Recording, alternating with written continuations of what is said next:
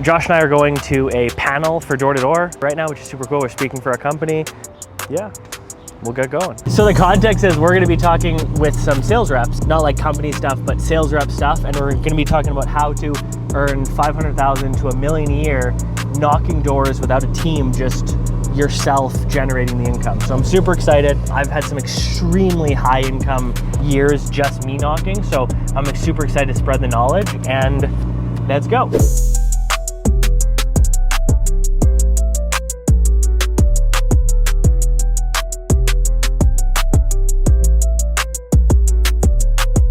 I'm alive! I'm alive! I'm alert! I'm alert! And I feel great! And I feel great! I'm blessed! I'm blessed! I'm unstoppable! I'm unstoppable! I'm gonna make some plays! I'm gonna make some plays! Alright, now we're feeling it. Now you're in the mode. I'm really excited for the next two individuals that are going to come up here.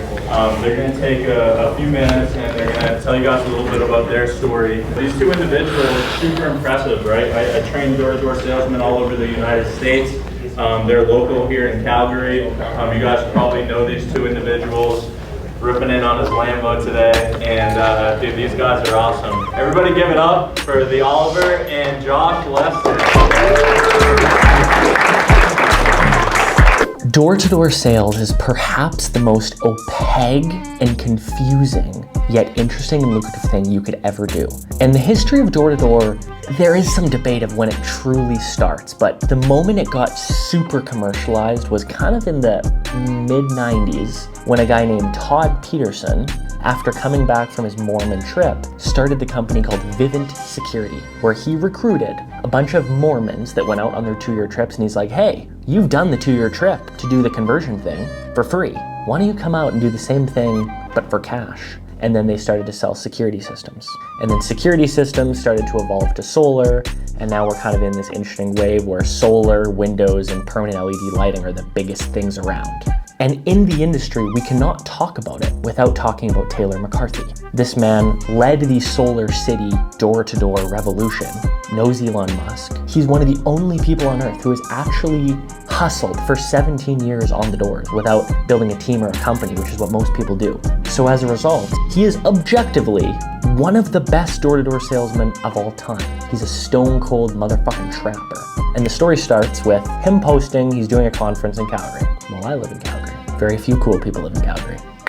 Have you guys ever realized that, you know, maybe in a relationship with a woman or something, the girl loves you so much and she sees all the best qualities in you, and then maybe when the relationship starts to turn, she starts to see all the bad things in you? You don't see the truth. You see what your mind wants you to see. And in the same way that a homeowner doesn't necessarily purchase something on logic, but rather emotion, to justify, what happens, and then based on your worldview, your current state, etc., you fill that narrative with whatever you think is going on. And we've all been out there when we knock and we're like, oh man, no one's home. And you're kind of getting shitty reactions and you're starting to negative spiral down. No one's home, man. Oh, this place has been knocked. Everyone's been here. When it's really you're just within the variance of the door. And then sort of inversely, when you're having a great day, you're like, everyone's home. Everyone's super nice today. No, motherfucker, it's you.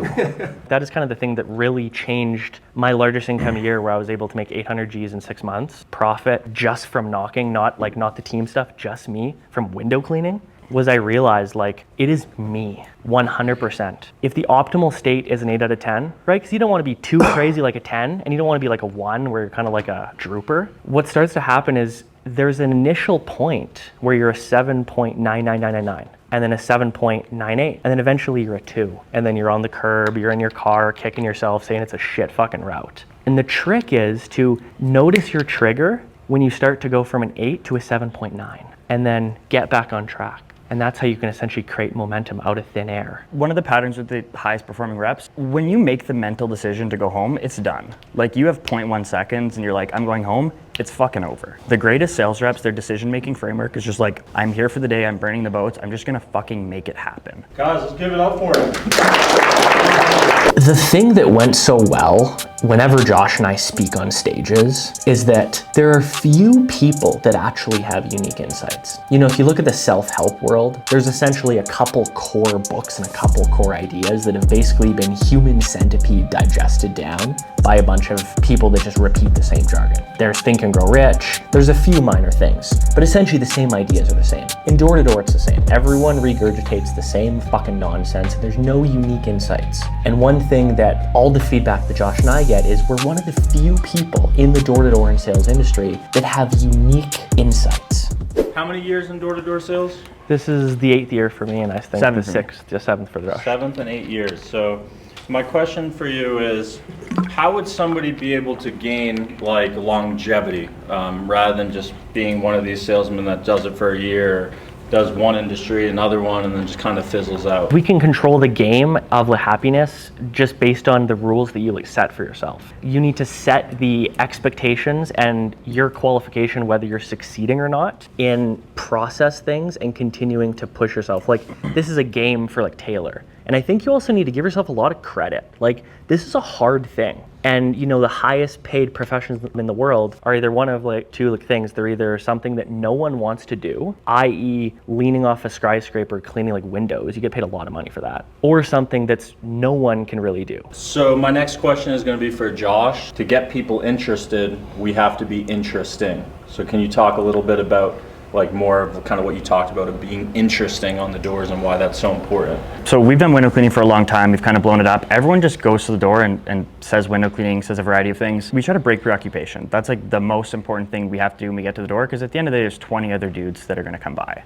And if you're just better than all 20 other dudes, you can get the sale. So when I go up, I don't think other people do this, but I'm basically like, hey miss, how are you? Take 2 steps, I'll just show you what we're doing. I'm like immediately pulling them out of their home. People aren't doing that. People are not taking people outside of their home. A lot of people look at door to door as like one person wins, one person loses. No, it's like, why can't both people win? It's not like I'm at the door and we're attacking each other. I take people out of the home and I'm looking at the problem together. If you don't do the little things that other people aren't doing on the doors, you're just like every other dildo that came by offering panels. What's the story you're telling yourself as you're going out and like to keep that momentum going? Like you've been talking about momentum. What's the story you tell yourself? So I'm trying to get to the point in the day when I like it. Like, you know that point when you knock and you're like, oh, I'm kind of like moving it out here, you know? Your goal isn't to sell. Your goal is just to get to that point. Just because then it's like you kind of just go up the hill and then you roll right down it and it's super easy. Fuck a 12-hour day. Just get to that point where you have a good interaction and you're like, oh, you know, I'm not a scammer on the street. I know people. And like, boom, I just talked to Lauren, boom. And it's like, you don't even need to sell people. You're grabbing everyone's name. Hey, I just talked to Lauren. I just talked to him. And we're selling completely ethically, but we're dropping names, which gives the illusion that everyone knows us, which means people can't be mean to you. And especially in this city, like people are so nice anyways. In San Diego, like you got to pull some strings. Here, it's like, honest to God, it's easy mode. So I try to get to that point. And in the same way with the homeowner, I try to get to the point where the homeowner says, huh. And that also allows you to completely be way more kind to yourself, because then you're not on a binary of like, oh, I sold them, oh, I didn't, I'm a failure. And then it starts to chip away your confidence, but rather, I'm doing all I can, and that is a win. Sweet, thanks guys, appreciate it. Thanks guys. Sweet, thank you.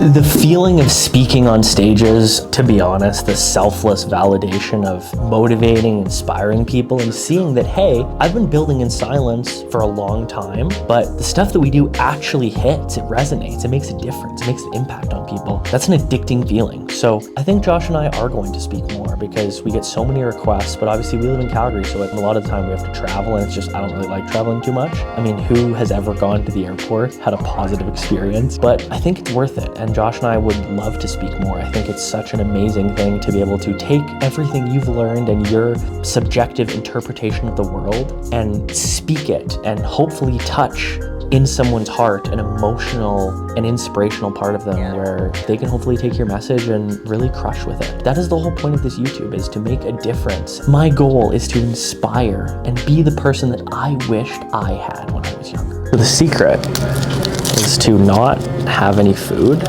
to have caffeine, and then you're a buzz show at the door. I don't eat until I made money on a day basis. When you employees kind of first came in there, what did you think of the whole environment, the whole vibe of everyone? I thought it was pretty great culture. Usually when you walk into a room of a sales training, it's like some people are secretly texting someone or like not really paying attention.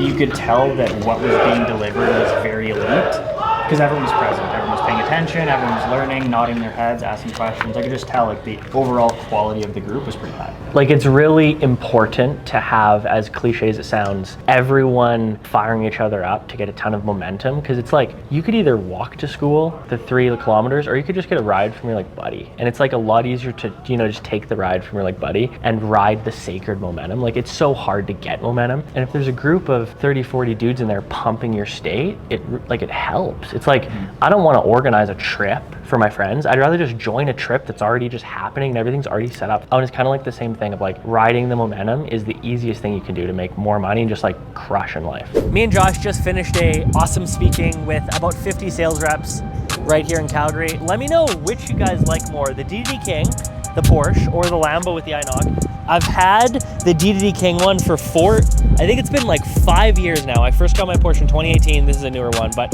I first had it like 6 years ago. Actually, yeah, I literally had this plate for 6 years. And then we just got the Lambo. Let us know which one you guys like more in the comments.